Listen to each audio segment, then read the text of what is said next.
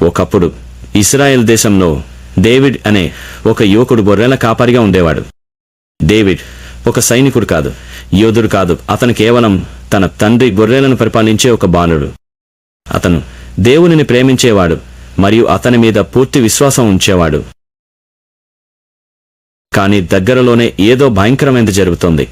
ఇజ్రాయేలీలు వారి శత్రువులైన ఫిలిస్తీయులతో యుద్ధంలో ఉన్నారు. ఆ యుద్ధభూమిలో ఒక రాక్షసుడు నిలబడి ఉన్నాడు. అవును, ఒక నిజమైన రాక్షసుడు. అతని పేరు గోలియత్. అతను 9 అడుగుల కంటే పొడవుగా ఉన్నాడు. భారీ కవచం ధరించాడు మరియు ఒక పెద్ద బల్లం కలిగి ఉన్నాడు. ప్రతిరోజు గోలియత్ ఇజ్రాయేలీ సైన్యాన్ని ఎదుర్కొని అరుస్తూ ఉండేవాడు. నన్ను ఎదుర్కోవడానికి ఎవరైనా పంపండి. వారు గెలిస్తే మేము మీ సేవకులుగా ఉంటాం, కానీ నేను గెలిస్తే మీరు మా సేవకులుగా ఉండాలి. ఇశ్రాయేలీలు భయపడ్డారు. ఎవరూ అతనిని ఎదుర్కోవడానికి ముందుకు రాలేదు. కానీ దేవునికి ఒక ప్రణాళిక ఉంది మరియు అది డేవిడ్ అనే ఒక యువక గొర్రెల కాపరిని కలిగింది. ఒకరోజు డేవిడ్ తండ్రి అతనిని యుద్ధభూమికి తన అన్నయ్యలకు తిండి తీసుకెళ్లమని పంపాడు.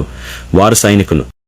డేవిడ్ అక్కడికొచ్చినప్పుడు గోలియత్ యొక్క ధిక్కారాలను విన్నాడు మరియు ప్రతి ఒక్కరూ ఎంత భయపడుతున్నారో చూశాడు. కానీ డేవిడ్ భయపడలేదు. అతను అన్నాడు, జీవించే దేవుని సైన్యాలను ఎదుర్కోవడానికి ఈ రాక్షసుడు ఎవరు?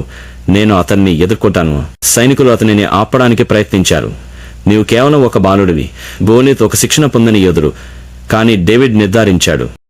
అతను రాజు సౌలుతో చెప్పాడు, నేను నా తండ్రి గొర్రెలను కాసుకునేటప్పుడు దేవుడు నన్ను సింహాలు మరియు ఎలుగుబంట్ల నుండి రక్షించాడు.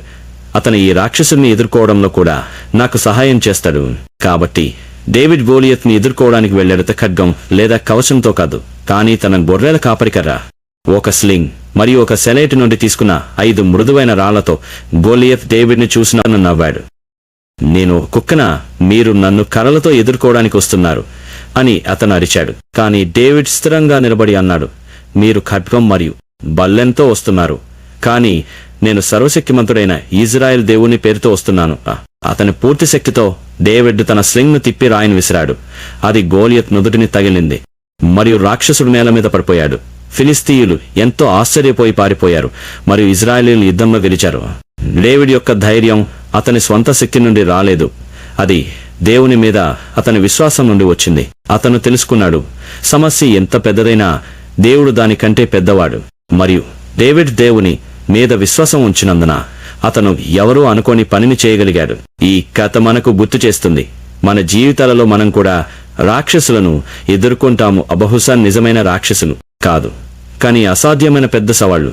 అది భయం, సందేహం లేదా ఎలా ఎదుర్కోవాలో తెలియని పరిస్థితి కావచ్చు. కానీ డేవిడ్ లాగానే మనం దేవుని మీద విశ్వాసం ఉంచి అతని సహాయం కోసం ఆశించవచ్చు. కాబట్టి మీరు చిన్నవారిగా లేదా భయపడుతున్నట్లు అనిపించినప్పుడు డేవిడ్ మరియు అతని 5 రాళ్లను గుర్తుంచుకోండి. దేవుడు మీ వైపు ఉన్నాడు.